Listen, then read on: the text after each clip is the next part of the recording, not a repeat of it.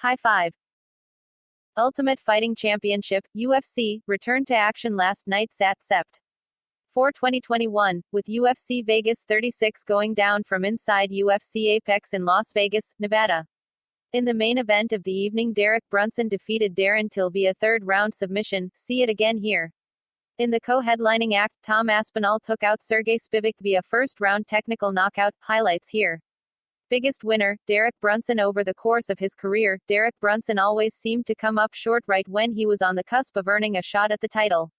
Last night, however, he broke through by scoring a big third-round submission over Darren Till. Brunson was on top of his game, utilizing his wrestling to take down the gorilla, and then showed off his improved ground and pound that busted up his foe's eye. To put the cherry on top, Brunson proved that his jiu-jitsu black belt was warranted, locking in a fight-ending rear naked choke in the third round to secure his fifth straight win. It should be good enough to bump him a spot or two in the rankings and earn him a shot at the title against the winner of Israel Adesanya vs. Robert Whittaker too. While the last stylebender has already shut him down, that won't matter if UFC matchmakers, or Whittaker, have a say in the matter. Runner-up Paddy Pimblett came into his UFC debut with a ton of hype around him, and the English scrapper lived up to it all. Indeed, the baddie put on a memorable performance by knocking out Luigi Vendramini in the very first round in an entertaining scrap. Pimblett came out guns blazing from the get-go, firing off one shot after another to catch Vendramini's attention.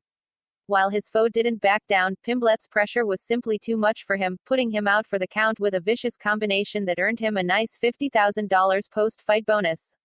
He also got the stamp of approval from Dana White. It couldn't have gone better for the new self-proclaimed king. Biggest loser, Darren Till came in needing a win in the worst way, but the gorilla came up short once again, leaving the octagon with his second straight loss. He is now 1-4 in his last 5 fights, a record that will likely take him out of the top 10. While he is a big star for UFC's European market, he still needs to win, and he hasn't done much of that in 3 years.